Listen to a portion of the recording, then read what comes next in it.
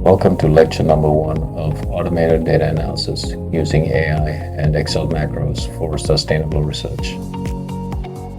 Here we will start with Excel basics and capabilities, part 1. In this lecture, we'll look at the Excel structure and layout, the data types used in Excel, and the operators used in Excel. The basic structure of an Excel file is a visual command bar on the top and a grid of rows and columns below. Data is organized, analyzed, and visualized through these grid cells arranged in numbered rows and letter-named columns. Every cell is referenced by a lettered column name and a corresponding numbered row. The individual pages in Excel are called worksheets. Excel's limit is about 17 billion cells per worksheet. This comes from the fact that there is a limit on the number of rows and columns. The limit on the rows is close to 1 million rows and the limit on columns is close to 16,000. There is no fixed maximum limit to the number of worksheets. However, the number of cells and the number of worksheets are usually limited by the available RAM and system resources of your computer. Typical usages are up to several 100,000 cells. If you click on any cell, you can find its address in the name bar. So it will be a alphanumeric, a letter and a number. You can also find the formula or the value typed into a cell by looking at the formula bar. The visual command bar at the top serves as the primary control center for organizing tools, buttons, and menus into a series of tabs. This is called the Excel ribbon. There are several ribbon tabs, but the most useful ones are typically the Home tab, Insert, Data, Formulas, and Developer. These will be the ones of interest for this course. Now let's take a look at data types. Excel can store and process a wide range of data types.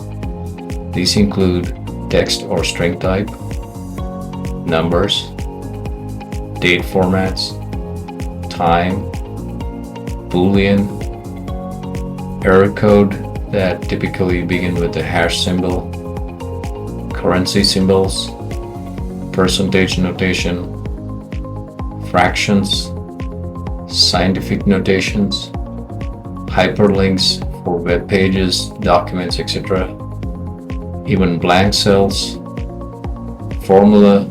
For example, you can see the formula in the cell here in the formula bar. You can also have image data types. For example, this cell has an image stored inside. You can see that in the formula bar too. There are also array data types that can be stored in cells, but you have to make sure that the adjacent cells are free. Now let's take a look at these values next to the data types. I'm using a function called type function that returns a specific numeric code based on the data type. Now we will learn about functions in detail in another lecture, but you can see that there are 6 different values for all the data types we looked at. Number is the most common category with the value 1. Numbers, dates, time, Boolean, currency, etc. all fall in this number category. Only text and hyperlinks fall in the text/string category. Boolean, error, array, and compound data like pictures have their own category numbers. Now let's look at Excel operators. These are symbols or signs used in formulas to specify the type of calculation or processing to perform on specific data types. They can be easily inputted using your keyboard. Let's start with arithmetic operators. These operators perform standard mathematical operations like addition, subtraction, multiplication, division, percent, and exponentiation. They operate on numbers and the output is also typically a number. Now, a comparison operator is used to compare two values or expressions. They can operate on numbers or text, and they typically return a Boolean value, true or false. Now, there's only one text operator. This is the ampersand sign. It is used to join or concatenate text. Let's try a few of these in Excel. Let's start with the arithmetic operators. For now, let's use these two numbers and create mathematical operations. For creating an arithmetic formula, you should start with an equal sign. In this case, let's try adding them. Now divide. Now let's try exponentiation.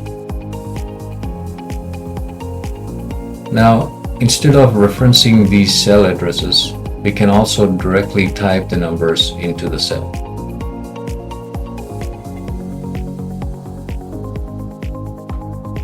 Now let's try different comparison operations.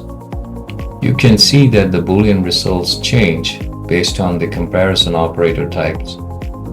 When the comparison relationship is true, you get the Boolean to be true.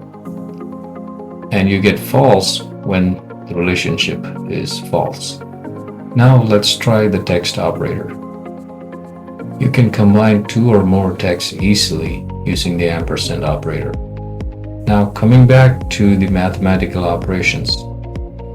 When you have a large mathematical expression or equation, Excel follows strict mathematical rules to determine which operator to calculate first. The commonly used acronym PEMDAS applies in this case. It stands for parentheses, exponents, multiplication or divide, add or subtract as the order of priority in our operations. When inputting large operations, always be careful of the right usage of parentheses.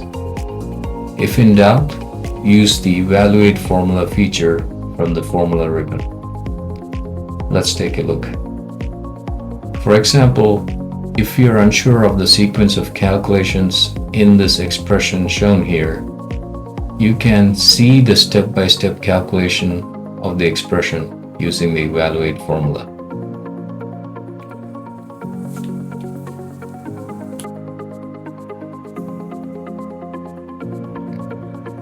Alright, so that's all about the basics of Excel structure, data types, and operators in this lecture. See you in the next lecture.